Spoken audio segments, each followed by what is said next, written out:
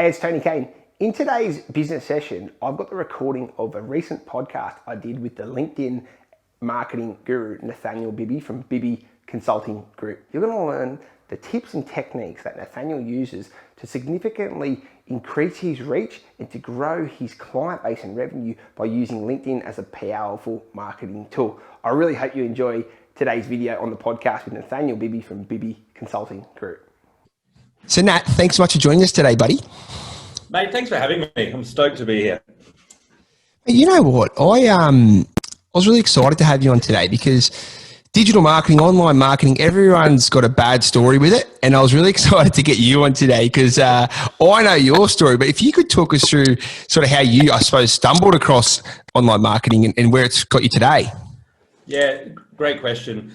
Look, I went to university to study finance, and I went to one lecture. It was about derivatives, and I thought, this has got nothing to do with making money or business. And so I go to see this course counselor, and they're like, I'm like, I need to shift out of finance. And she's like, what do you want to study? And this is no joke, is what happened. I'm just being honest.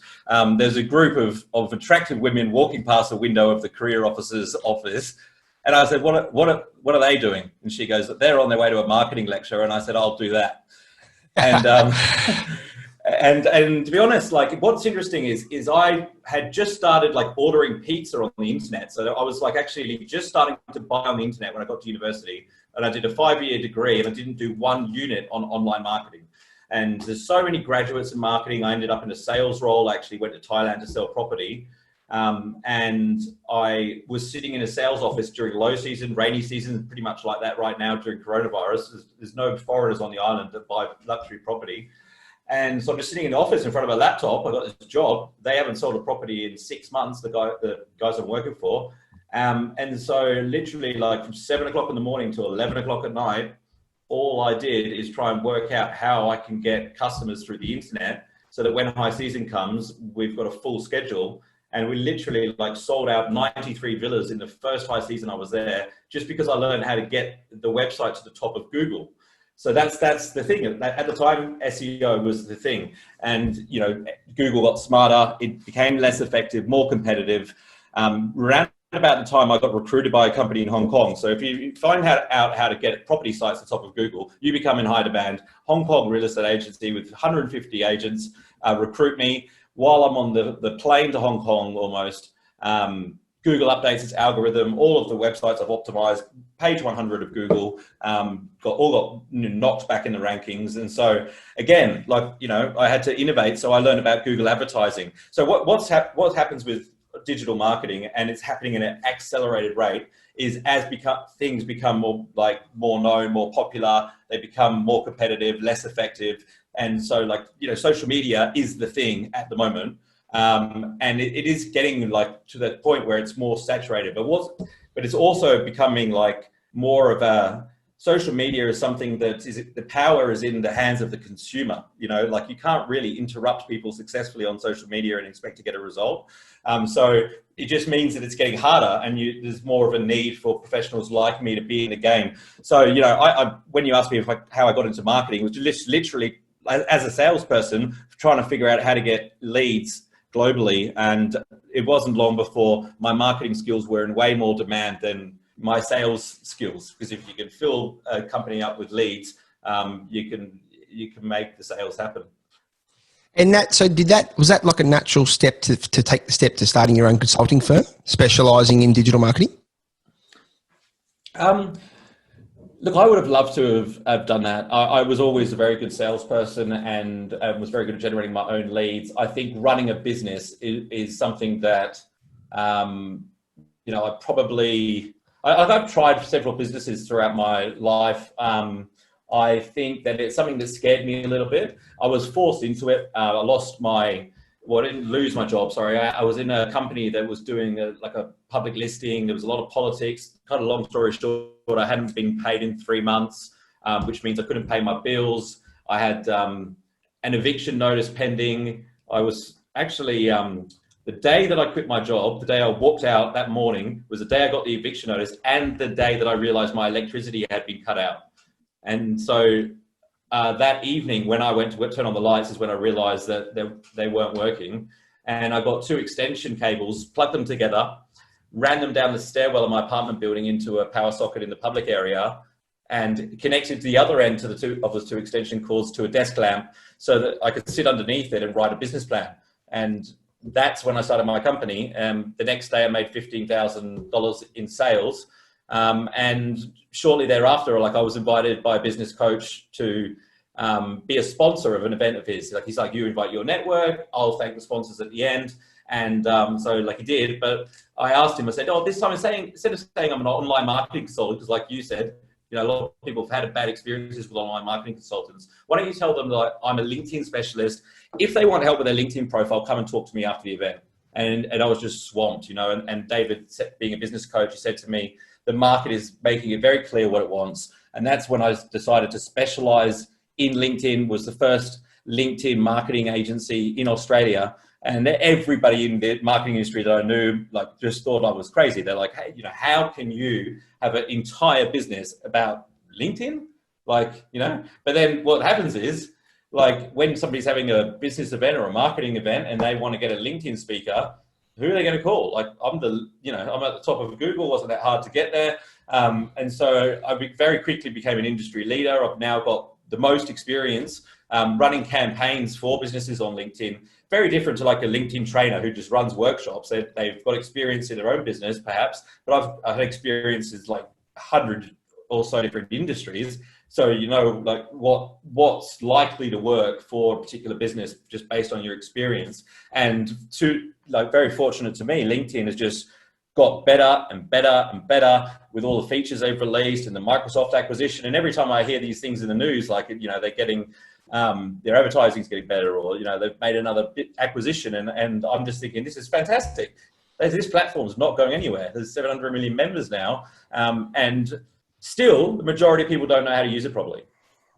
I love that. And I coach a lot of clients and I ask them, what are you doing with your marketing? And they're going, I put a few posts up on Instagram, right? So I suppose you would say, you're an expert on LinkedIn. Talk me through LinkedIn. Treat me like a 10-year-old for 2 minutes and talk me through the power of LinkedIn for businesses out there. Well, I do talks for high schools. I went back and did my, you have to explain it to them in a very different way because of they're consuming content ridiculously fast. But the way I think LinkedIn works is very different to our social media sites. A lot of people don't realize that 5 years ago, you couldn't actually post any content on LinkedIn. So, what were you going to do on there other than connect with people and send them direct messages? And I think people have got to understand that it's a networking tool, and those private conversations are actually where the value is. It's actually completely fine to approach people on LinkedIn and have a business conversation. On Instagram and Facebook, you can do it, but people's in a different mindset there.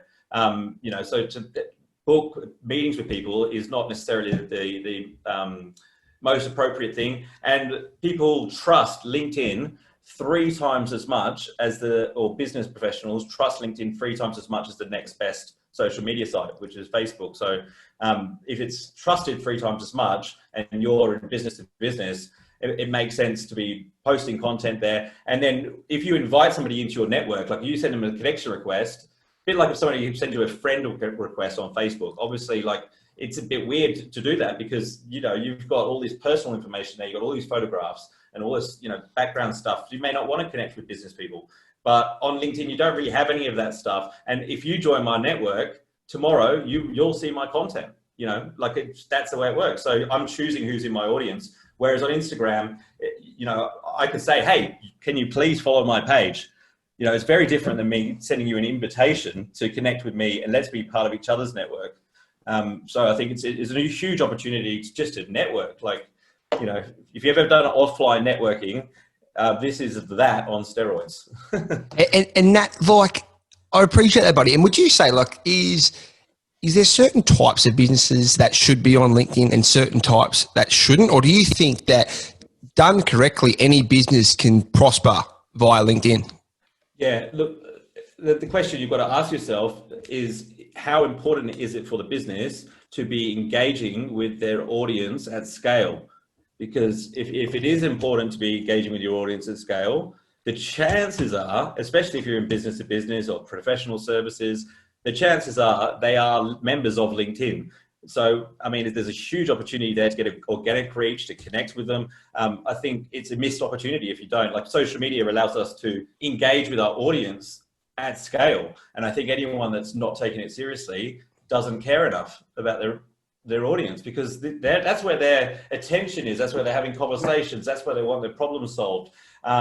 If you want to, really add value, you've got to be part of that conversation.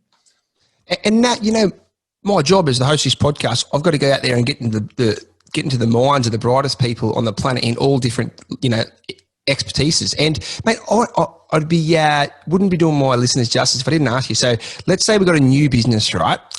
What are the, 3 quick tips you would say to someone who's just sort of starting out, setting up their LinkedIn and wanting to grow their, business via LinkedIn? Yeah, sure. Just to give you a bit of context, when LinkedIn started, like, I saw its second business plan for second round of capital raising, very early stages. What it said was, LinkedIn is a Rolodex of resumes, and recruiters will use it to find talent. And so you've got to understand that the website was not set up for business people to reach clients. When you go on there, it kind of feels like you have to upload a CV. And if you're uploading a CV and your objective is to get customers, not to get a job, your resume is the most boring piece of content you could give a potential client. That's what you want people looking at when they Google your name. So you want to customize it so it speaks to the customer. Like, so if you're targeting dentists that live in Sydney, it should be very clear, that if you're a dentist, if you're reading this and you're a dentist in Sydney and you're struggling to grow your business, you might be frustrated with this, this, and this. If you identify with this, this is how I help businesses. So it's relevant to them at the moment. What are most people's LinkedIn profile look like? Their CVs are like, hardworking individuals, very motivated, like to, started my career in architecture, then had a change of heart, then did this. Here are my references. Boring. Gotcha. It's not even clear what you do. So that's the big thing, is that your profile has to be right. Like, if you do anything on LinkedIn, everyone's going to come back, look at your profile. Chances are, if it's not working, something wrong with the profile. Make sure your profile looks outstanding. Second thing is grow your network and be proactive with it. So if you ask people, do you use LinkedIn? And they say, oh yeah, I've got over 1,000 connections. I use LinkedIn every day for half an hour. Oh yeah, what do you do for that half an hour? Most of the time, what they do is they log in, they look at who sent them a connection request, they accept most of them, maybe don't accept a few, then respond to their messages. The whole thing is reactive. They go in there, they're just responding to notifications. They're not being proactive. So they say to me, yeah, but the problem with LinkedIn is it's full of salespeople and recruiters. And I'm thinking to myself, well, who do you think is going to send you connection requests? Like, it's likely to be salespeople and recruiters, or people that want to take you on a date, or people who want, they want something from you. They want something from you, right? So you need to be the one that is reaching out to your target audience and sending them connection requests. So you're deciding who's in your network, and then you won't get all those sales pitches and recruitment pitches. You'll actually be seeing content of people that are the ideal client for you, and you can engage with them. So it's completely up to you, like, whether or not LinkedIn is a powerful tool, because it's dependent on your network. So those are the 2 things that I would be focusing on: is your profile, growing your network. And as a small business, number one, most important thing is revenue. So I would be then sending the new connections messages and saying, hey, I've noticed that you're in this industry.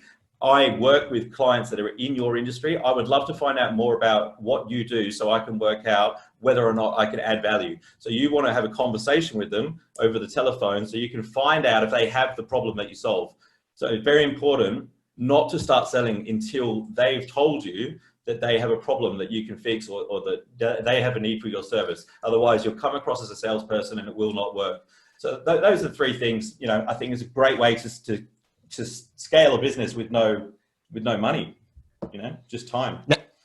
That's brilliant. And leading into that, so, the big argument, or not the argument, but the unknown at the moment is organic or SEO versus paid or pay-per-click. So do you have any sort of tips or thoughts on a strategy of organic versus paid, or a combination of both, that you sort of suggest to people trying to grow their business?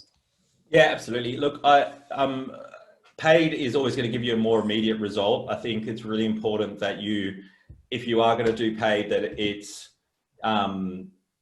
that you have something that makes it really targeted. Okay, like if you sell SEOs or business coaching is a great one. If you sell business coaching and you advertise under the keyword business coaching, you're going to get inquiries from people that have ASX listed companies. You're going to have inquiries from strippers, bricklayers, all sorts of people. You can't really decide. All you know is they're interested in business coaching, maybe, or maybe they want to be a business coach. So like, you know that they have a commercial intent, but you don't know like if they're an A grade client, B grade, C grade, D grade. So with LinkedIn, for example, it's the opposite. You know that they're the A grade client. You just don't know whether there's an intent there. So that's what you have to find out. I personally find that the people that have a really immediate need, they need to fix something now, will click on the ads, you know? And so if you're in emergency dental, for example, run the ads, do promotions. People need a result immediately. If you sell carpet for, you know, removal services. But if in organic is where people are generally doing research, like, so there's more of a longer term buying cycle. So I found that, like, even though I pick up a lot of business through paid ads, the best clients, the very best clients, and they don't happen as much as the paid ads, come from organic. Like, I'm talking about like the Westpacs and the Apples. I track them back. They all come from organic SEO. They've sort of, you know, you've put them on a journey where they've sort of built up that trust and they've sort of bought from you before they've bought from you, so to speak. Exactly. Yeah, that's exactly right. Positioning yourself as a thought leader is the most valuable thing you can do in a business. It's the only thing that really would differentiate you long term. And so you want to own as much real estate on that first page of the search results as possible. When people search for what you do, like, I think it's really important that when somebody searches your name or your company name, the whole page is full of assets that you control. You know, rather than trying to focus on, like, you know, focusing on LinkedIn training as the keyword, people who are searching that are at the top of the buying funnel. They don't know who you are. It's way more important, the people that are like further down the buying cycle, that if they do their background checks on you, what they find moves them down the customer journey. I think a lot of businesses, they don't know how many people they're losing lower down on the customer journey when people are actually considering alternatives, because, you know, the LinkedIn profile's a CV, or you know, they don't have a website that's showing up for their name, or whatever it may be. You know, their customer are making their first impressions and making all of their buying decisions on the internet. So it's really important that you work out what their customer journey is, what their process is, and control as much of it as you can. Like, somebody's taking an hour to choose a business coach. How much of that hour do you want to be in front of them? You want to be in front of them the whole time. Like, if you give them enough value, like if they get to your website and it's like, you know, the 3 things that you need to know when you're choosing a business coach. By the way, if you are thinking of choosing a business coach, check out what my clients say about me. They get there. Like, it's so interactive that where else would they go? I love that. And you know what? I'm a numbers geek, right? So as a business coach, my big thing is strategy, whether it's strategy with your finance, strategy with your marketing, what have you. So I've worked with a lot of clients that said, no, I'm going to work on marketing this week. And they end up spending 3 days writing bad articles, posting bad posts, creating bad ads, because it's not their expertise. And if they just spent that time doing what they were good at and outsourced that specialty to someone else, it would have, you know, been a 10 times better result. So, you know, do you think this whole game is a DIY or made for experts such as yourself and your consulting firm, or a bit of both?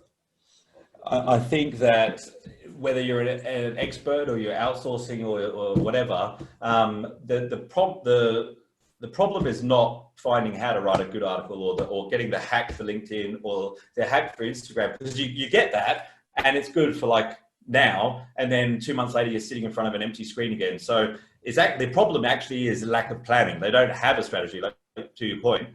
Having a social media plan, strategy, and actually going about it in a very mindful manner, so that your process for creating content is very efficient. So you batch create content. You do in one afternoon, you can do 30 days of content, and it will be way more effective than thinking of it as you go.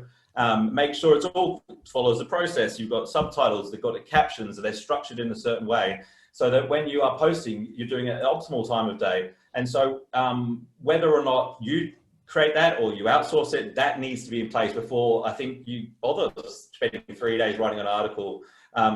Because like when I write an article, that also creates, people don't realize, that creates a video, and it creates an audio, and that creates 30 smaller videos, 30 smaller captions. Like, it creates like maybe 100 bits of content when I write one article, because it's a process and I'm efficient about it. And people need to get the message again and again. Like, if somebody reads your article, the chances of them remembering anything from it in a week is pretty low, to be honest. Like, most people will just scan it. And so you can't just write it once and expect that people are going to get the message. You've got to be repeating yourself over and over again. And I'm always like sharing the same stories, same content, hammering it home. Some people complain about that, but I'm like, well, look, this is what works. If I'm not going to change my tune tomorrow. Like, if I did, then I'd be a bit concerned whether or not it's right. So content, you need to be repetitive. It's really important. This is brilliant, Nat. And you know what I think, mate? Like, clients of mine, they get busy and they get quiet. So when they're quiet, they want to ramp up their marketing. But the best businesses that I've seen, they have a consistent marketing plan. So they've got a steady flow of clients, because you can never have too many clients. If you go through those stages where you've got too many clients, then you can adjust your fees because you can afford to lose some. So when going down this path, I sort of highly recommend, if you're not going to commit to it for 6 or 12 months, of course you can go on a blast or a campaign or a sprint to fire things up a little bit. But the best ones I've seen make it part of their long-term business strategy and allow for it as a genuine investment for the business, Nat. What are your thoughts on that? Absolutely, yeah.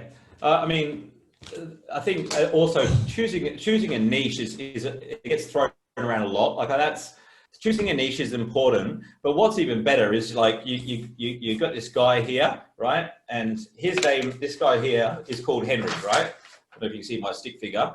Henry's 27 years old. He's got 3 children.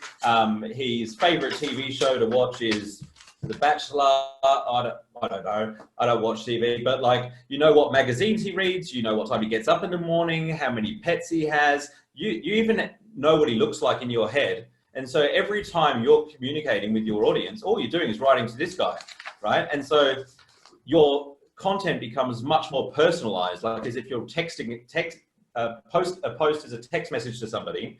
And so I'm not suggesting that you only sell to this person, but just by the nature of the fact that you've got them in your head when you write your content, it'll make it so much more personalized and consistent, and you'll pick up all these other people on the peripheral. And most people, they try and do their content for everyone. They're not actually thinking about an individual in their head when they write it. They're like, hello, Facebook, if you're here, if you're there, if you've got this problem, they're not speaking directly to somebody. And that's where their marketing falls down. Like, I think if you haven't got like that well defined, and you spend like a year creating content, and if it doesn't work, like, it could just be as simple as you just haven't gone narrow enough and pictured who your ideal client is. I think it's really important. And just on that, Nat, a lot of my clients would ask me, how do I do that? And I think it's really simple. And one of the strategies that I say to them is, go back and have a look at your last 30 days or your 90 days or even a year, and have a think about which clients you like dealing with and were happy to pay your fees. They didn't try to grind you on your fees. Have a think about what that client looked like and what sort of demographic, what are the attributes of that person? And that can then sort of create an avatar for you moving forward. So rather than just shooting, shooting into the wind, so to speak, if you're out there and you're trying to figure out, you're potentially looking to go down this path, before you spend all this money and design all this content, have a really good think about what type of person that you're trying to attract. It's really important. And hey, Nat, I've got to ask you, I stumbled across a video I watched of you. Can you, it's, you were telling a story to an audience about when you met Grant Cardone. Now, for the listeners out there who haven't come across Grant stuff, he's pretty hardcore, but I do love his message. And mate, I pissed myself when I saw you tell that story. So can you just run us through how that came to be? So like how I actually ended up getting the interview with him in the first place, you mean? Or? Oh, yeah, and also the day of the interview, I remember you saying it was an absolute nightmare, and also what you got out of speaking to Grant, because I know he's an absolute guru in this industry. Yeah, absolutely. Like, I have these audacious goals. It's so funny when you write these goals, you think to yourself, well, these are the pie in the sky things that I'm not that I'm never going to achieve. But there's actually like a lot of them, they have come to fruition. I had a lot of challenges along the way, but like, you know, first year in business, I said, I'm going to sign up one of the top 3 banks, and month 11, Westpac come on board. Like, what? Crazy. But Grant Cardone's one of the guys, you know, he's on the list, and I started LinkedIn Heroes as a way to, I was wanted to interview entrepreneurs making an impact for this very reason. Is I saw all this negative content getting traction on social media, and you see it working, and you're like, oh, you know, I don't want to buy into that. So I did a post about it, and I was complaining about people complaining, and somebody pointed it out to me. They said, Nathaniel, you're just doing the same thing. What are you actually doing about it, the negative content that's going out there? And I thought, yeah, shit, this guy's hit the nail on the head. I'm going to create some positive content by interviewing inspiring entrepreneurs and add value. And it was one of the best things I've ever done. Anyway, cut a long story short, like Grant Cardone was on the list. I saw a post from Success Resources. They bring a lot of the big speakers to Australia, like Richard Branson, Tony Robbins. And the CEO of Success Resources goes, Grant Cardone's going to do 20 podcast interviews while he's in Australia. Send your submissions in. So I sent my submission in, no response. Start tagging like the CEO of Success Resources in all my content. I'm messaging him, emailing him. Nobody's getting back to me, and I'm thinking. Eventually, he says, "We haven't decided yet. We can't get back to everyone." But I'm like, "Oh, this is not working. I got to think outside the box here." Contact Grant Cardone on Instagram. He got 4.7 million followers. That's not working. So racking my brain, and I'm thinking, so there's this Elena Cardone, who people probably know very well now, but it was only a couple of years ago that she just started a YouTube channel. She wasn't actually in the public doing anything. She just hadn't published her book yet. And I thought, if he's in Australia for that long, there's a good chance that she's coming with him. I mean, he's got a private jet, for God's sakes. So I message Elena on Instagram, and I say, look, I've seen some of your content on YouTube. I know that Grant's coming to Australia. Are you coming as well? Because I'd love to interview you. I want to interview you because I think the female entrepreneurs in my audience get a lot of value out of it. I'm always interviewing men. And her assistant gets back to me and goes, Elena would love to do the interview. So we'll do it in Sydney on such and such time frame. There would be like between this date and this date in Sydney. And I'm like, well, look, I'm not based in Sydney. I'm based in Perth. But if while I'm there, I can interview Grant as well, I'll fly to Sydney. No worries. You tell me when, I'll be there. And so you can just picture, at the Cardone household, Elena's like, honey, I mean, who better to ask for you than Elena? Exactly. Yeah, that's right. So they agreed. And the funny thing is, I had to fly to Sydney to do some training for the social media college. I get back to my apartment in Perth. I was like knackered. Like I had 4 events or something in one day. It's the startup grind thing. And I checked my emails before I go to bed. There's the assistant of Elena Cardone. You got to be in Sydney. It was like 2 p.m. the next day or something. And I'm like, oh, okay. So I get a flight. I get online, book a flight to Sydney for the next morning, set my alarm, wake up, shattered, like pretty nervous actually. So I didn't sleep much. And get to the airport, and they're like, Mr. Bibby, haven't you heard your flight's been cancelled? And I was like, well, what am I going to do? I need to go interview Grant Cardone. They're like, what? Who? And they said, oh, you've got to go queue up in the customer service line, which is like half the airport. And I'm like, oh God. So I'm queuing up in this thing for literally 2 hours. I get to the front and I'm like, look, you need to get me to Sydney. And they're like, look, the next flight is like 5 p.m. tonight. I said, that's not going to work. Like I can't reschedule. And I was like, there must be something you do. And she's like, it's impossible. There's nothing we can do. There's a big line of people behind me. And I said to her, I asked her a really good question. I said, if there was something you could do, what would it be? Great question. And she said, well, look, I can get you to Adelaide. And I said, okay, keep talking. And she said, well, I can't get you from Adelaide to Sydney because if the flight leaving Adelaide is anything less than half an hour of the flight that's arriving, it's called an illegal connection. We can't actually do it. But there is a flight leaving Adelaide 15 minutes after you land. If you run to the gate, there's a good chance that you'll be able to get on the flight. But you've got to get there in time. If you don't get there in time, you just have to come back to Perth. And it's on your expense. And so I said, okay, book it up. Like, so I had to pay for that flight again from Adelaide, and not fully not knowing whether or not I'm going to get on it, by the way. And so we land, I bolt of like, I haven't got anything with me. I bolt to the bloody departure thing, get on the flight. So I was like, okay, wow, I'm on the flight. I was like, oh, I haven't even got a videographer. I haven't even got a videographer in Sydney, right? So I'm on Airtasker and I'm like, I need a videographer. While I'm on the flight, I land, I've sort of sorted it out, and then I'm getting a taxi organised, and I go to the bathroom, I look at myself in the mirror, and I just looked like shit. And I'm thinking, oh God. So I had a shower I had to go to the international airport. I had a shower, and I used my t-shirt as a towel, just because I honestly looked terrible. And so I get there, the videographer was there. Grant Cardone's doing his interview before me, was not prepared at all. The videographer, you would not believe this, but the camera that was on me was not working. We found out afterwards. The microphone on me was not working, right? Oh, no. So when you do an interview with somebody, like if your audio is less than the person you're interviewing, especially with somebody like Grant Cardone, it makes you seem like you're very unconfident, or like, I don't know, just not on the same level as you're timid, and yeah. And also, like, on top of that, like, there wasn't those shots of my reactions. It was just sort of like over my shoulder.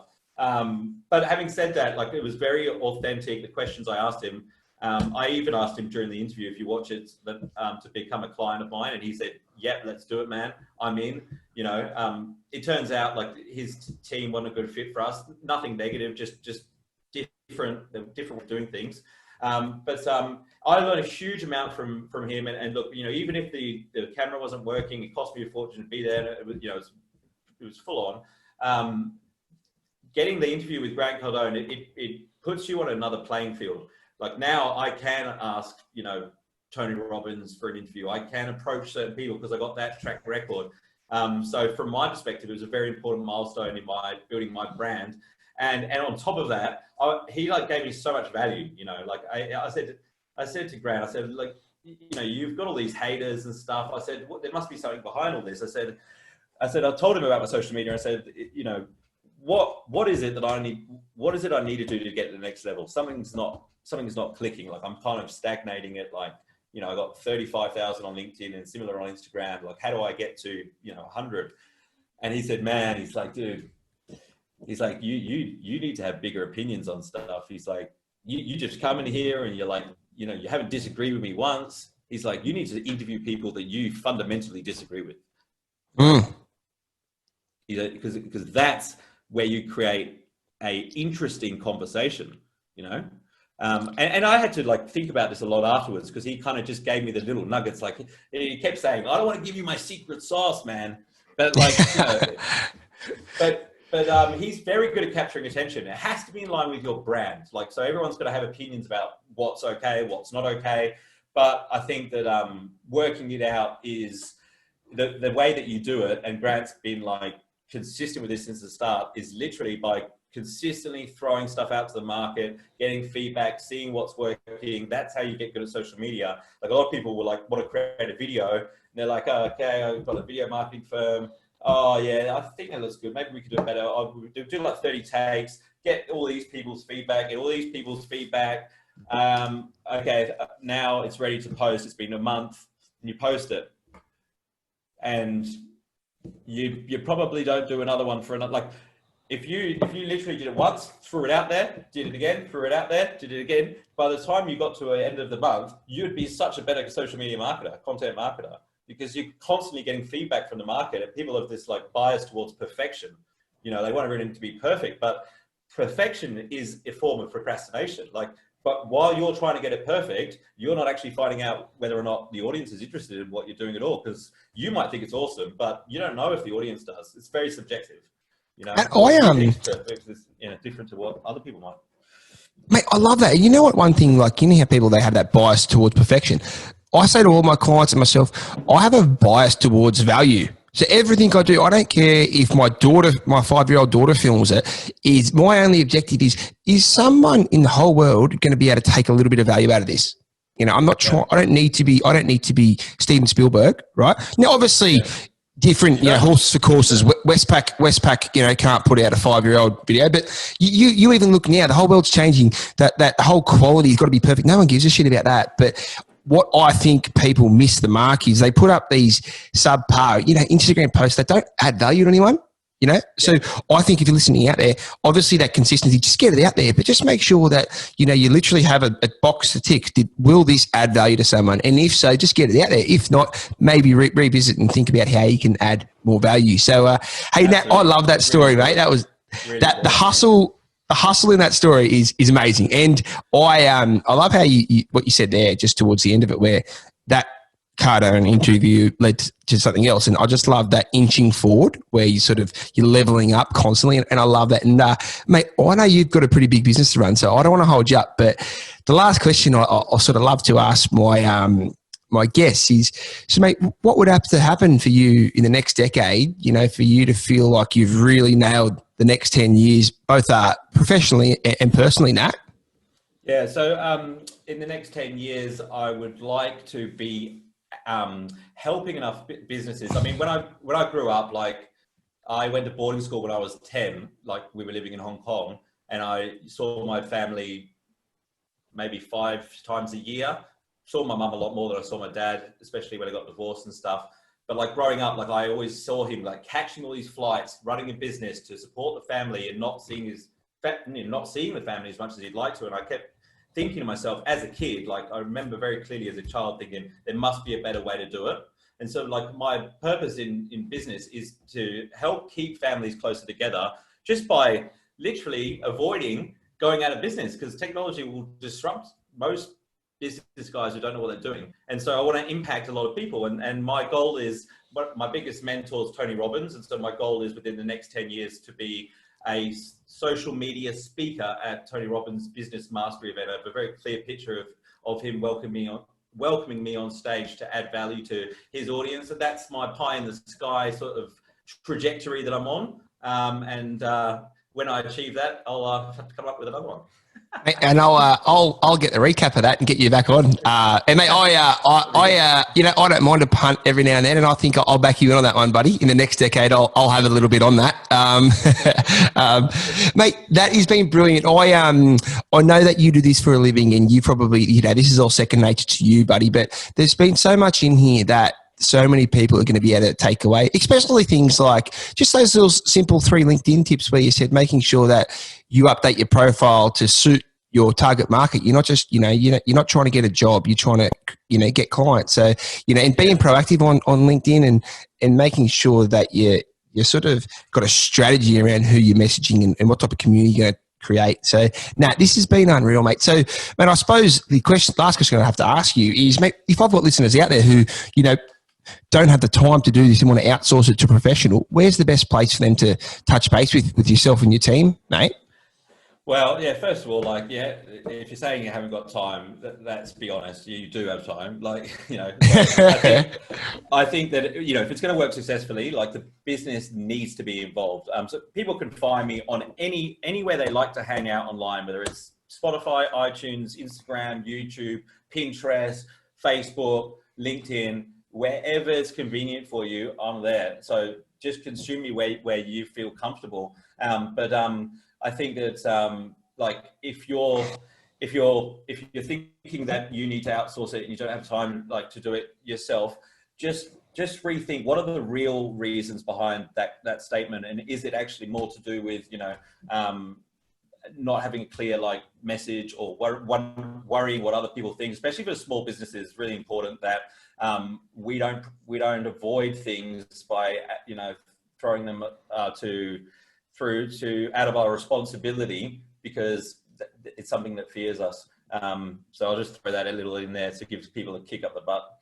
Mate, I love it. That's what we're here for, mate, to fire up everyone, champion. So, mate, I really appreciate it. That was cool, man. I'm lucky. I get to do this podcast, and I love a chat. But whilst I go ahead, I get to learn a lot too, buddy. So, mate, I appreciate you coming on today. It was awesome to catch up with you, and mate, looking forward to seeing how the next couple of years pans out. Mate, I'm pretty excited to see how you guys are going to grow. Yeah, thanks for having me. Appreciate it. Thank you so much for watching. I know that I learnt stacks out of that. I hope that you can straight away go back to your LinkedIn, fix up your profile, start to make sure that you're targeting the right people and start to grow your business through LinkedIn. If you'd like to learn more about working with Bibby Consulting, head over to bibbyconsultinggroup.com.au. Also, if you want to learn more about my coaching and courses, head over to tonycaine.com. Thank you so much for listening. If you haven't already, hit the subscribe button. That way, every time I do a new video, it'll come straight to you. And most importantly, take care, have fun, and I look forward to catching up on the next business session.